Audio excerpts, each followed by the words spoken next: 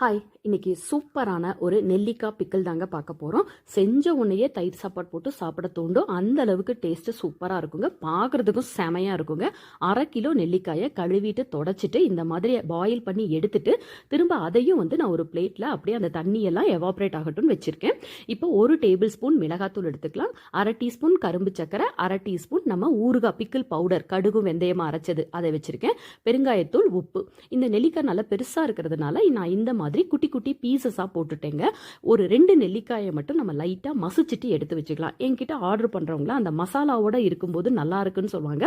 அதனாலேயே நான் இப்படி மசிச்சுட்டு கொஞ்சம் சேர்த்துக்குவேன். இப்போ ஒரு 50ல இருந்து 100 ml எண்ணெய் ஜாஸ்தியா இருக்கும்போது பிக்கிள் சீக்கிரம் கெட்டு போகாது. நல்லெண்ணெய் எடுத்துக்கலாம். இது நம்ம ஃப்ரிட்ஜில் வச்சோம்னா 6 months ஆனாலும் கெட்டு போகாதுங்க. ட்ரை ஸ்பூன் மட்டும் யூஸ் பண்ணிக்கணும். அந்த நல்லெண்ணெயில கொஞ்சம் கடுகும் கருவேப்பிலையும் போட்டுட்டு இந்த நெல்லிக்காயை போட்டு நம்ம நல்லா வதக்கணுங்க.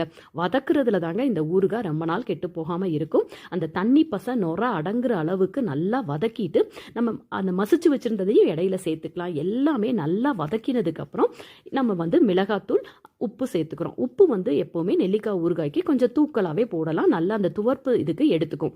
பெருங்காயத்தூள், நம்ம அந்த பிக்கிள் பவுடரும் இதுல சேர்த்துக்கலாம். கரும்பு சர்க்கரையும் சேர்த்துக்கலாம். பிடிக்கும்னா நீங்க 1 டேபிள் ஸ்பூன் கூட கரும்பு சர்க்கரை சேர்த்துக்கலாங்க. அந்த இனிப்பு டேஸ்ட்டுக்கு ரொம்பவே சூப்பரா இருக்கும். இப்போ இந்த மசாலா எல்லாத்தையும் நம்ம நல்லா திரும்ப 10 நிமிஷம் வதக்கணும். அந்த நெல்லிக்காயில் நல்லா கோட்டாகி எண்ணெய் பிரிஞ்சு வருகிற வரைக்கும் நம்ம வதக்கிக்கணுங்க.